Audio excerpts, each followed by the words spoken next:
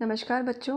भूगोल विषय की इस ऑनलाइन कक्षा में आपके प्रथम प्रश्न पत्र के अंतर्गत हम भौतिक भूगोल का अध्ययन कर रहे हैं। आज का विषय है भौतिक भूगोल का अध्ययन क्षेत्र। भौतिक भूगोल, जैसा आप सभी को पता है, भूगोल की एक शाखा है जिसमें स्थल मंडल, जल मंडल, वायुमंडल और जैव मंडल, इनके प्राकृतिक स्वरूपों का अंतर संबंध, पारस्परिक क्रिया, प्राकृतिक भिन्नता की व्याख्या की जाती है। यह भूगोल की सर्वाधिक महत्वपूर्ण और आधारभूत शाखा है। इसमें इन सभी मंडलों के परस्पर अंतर संबंधों और अंतर प्रभावों का अध्ययन किया जाता है। इसमें विभिन्न तथ्यों की गतिशीलता और सक्रियता के कारण इनके संबंध परिवर्तनशील होते रहते हैं। भौतिक भूगोल के अध्ययन क्षेत्र की बात करें तो इसका अध्ययन क्षेत्र मुख्यतः 4 वर्गों में विभक्त होता है: स्थल मंडल, जल मंडल, वायुमंडल और जैव मंडल। स्थल मंडल के अंतर्गत हम भू आकृतियों का अध्ययन करते हैं, तो इस शाखा का नाम हो जाता है भू आकृति विज्ञान, जियो प्लस मॉर्फो प्लस लोगस। इसमें भू आकृतियों का सुव्यवस्थित अध्ययन किया जाता है। इसमें सभी प्रकार के स्थल रूपों की उत्पत्ति, उनके व्यवस्थित व क्रमबद्ध विकास की व्याख्या की जाती है। उच्चावचों का अध्ययन होता है भू आकृति विज्ञान में। अब उच्चावच किसे कहते हैं? उच्चावच भूमि पर ऊपर उठे हुए और नीचे धंसे हुए भाग दोनों ही उच्चावच कहलाते हैं।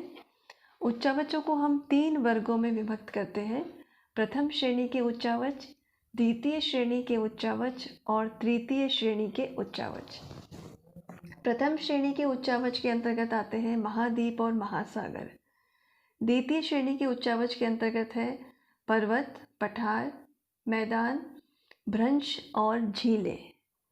तृतीय श्रेणी के उच्चावच के अंतर्गत है वे सभी स्थल रूप जो बाह्य शक्तियों के द्वारा होने वाले अपक्षय और अपर्दन के द्वारा निर्मित होते हैं, तो वह सभी स्वरूप तृतीय श्रेणी के उच्चावच के अंतर्गत है। दूसरा प्रमुख भाग था आपका वायुमंडल। वायुमंडल के अंतर्गत मुख्यतः हम वहाँ की जलवायु और मौसम का अध्ययन करते हैं। तो इसमें हम वायुमंडलीय दशाओं का अल्पकालीन जब अध्ययन करते हैं तो वह मौसम विज्ञान कहलाता है, और उन्हीं दशाओं का जब हम दीर्घकालीन अध्ययन करते हैं तो उसे जलवायु विज्ञान की श्रेणी में रखा जाता है। तो मौसम विज्ञान है मेट्रोलॉजी और जलवायु विज्ञान है क्लाइमेटोलॉजी। तीसरा मंडल था आपका जल मंडल। इसमें हम महासागरीय स्थितियों का, महासागरीय धाराओं का, ज्वार भाटा, प्रवाल भित्तियाँ, महासागरीय संसाधन, तापक्रम और लवणता, महासागरीय निक्षेप, इन सभी तत्वों का अध्ययन हम इसमें करते हैं।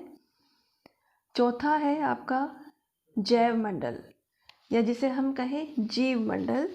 इन सभी मंडलों में, चाहे वो स्थल मंडल हो, जल मंडल हो, वायुमंडल, इन सभी मंडलों में वह भाग जहाँ पर जीवन पाया जाता है वह जैव मंडल कहलाता है। और जिस क्षेत्र में जीवन है, संभव है, उसे जैव मंडल कहते हैं। जैव मंडल के विभिन्न तत्वों का अध्ययन जैव भूगोल में किया जाता है, जिसे कहते हैं हम बायोज्योग्राफी।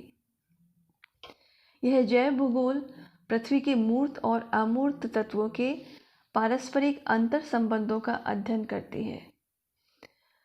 भौतिक भूगोल की जो शाखा है भू आकृति विज्ञान, इस तरह से हम कहें कि संपूर्णता का अध्ययन है: स्थल मंडल, जल मंडल, वायुमंडल और जैव मंडल।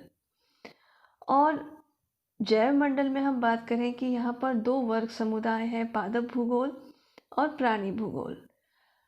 पादपों का अध्ययन होता है प्लांट ज्योग्राफी में, और प्राणियों का अध्ययन होता है जूओज्योग्राफी, प्राणी भूगोल में। इस विषय के अंतर्गत हम पारिस्थितिकी तंत्र का अध्ययन करते हैं। पारिस्थितिकी एक शाखा है जिसमें हम वहाँ के इकोसिस्टम का अध्ययन करते हैं। इसके अतिरिक्त इस भौतिक भूगोल के अंतर्गत नवीनतम दूर संवेदन तकनीक, भौगोलिक सूचना तंत्र आदि नवीन शाखाओं का विकास होने लगा है, और इसके कार्य क्षेत्र में बहुत अधिक परिवर्तन आने लगा है। इसका कार्य क्षेत्र बहुत विस्तृत होने लगा है। भौतिक भूगोल का केंद्र बिंदु पृथ्वी पर स्थित जीव मंडल है, बायोस्फीयर है, जो स्थल, वायु और जल से आवरित है और जहाँ पर जीवों का अस्तित्व संभव है। भौतिक भूगोल की हम नवीनतम प्रवृत्ति की बात करें तो भौतिक पर्यावरण के समन्वित अध्ययन के अलावा भौतिक पर्यावरण तथा मानव के परस्पर संबंधों का अध्ययन भौतिक भूगोल में किया जाता है। अतः पूर्णतः ये भौतिकता का अध्ययन नहीं है, इसमें हम भौतिक और मानवीय दोनों पक्षों का ही समन्वय स्थापित कर मानव कल्याणपरक हम अप्रोच को अपनाते हैं, मानव कल्याणपरक अवधारणा को अपनाते हैं। पर्यावरण के साथ होने वाले अवक्रमण है, डिग्रेडेशन है और असंतुलन से जो मानव के जीवन पर गंभीर प्रभाव पड़ रहे हैं, इसका भी अध्ययन भौतिक भूगोल के अंतर्गत महत्वपूर्ण हो जाता है। तो भौतिक भूगोल एक समन्वित अध्ययन है जो संपूर्णता का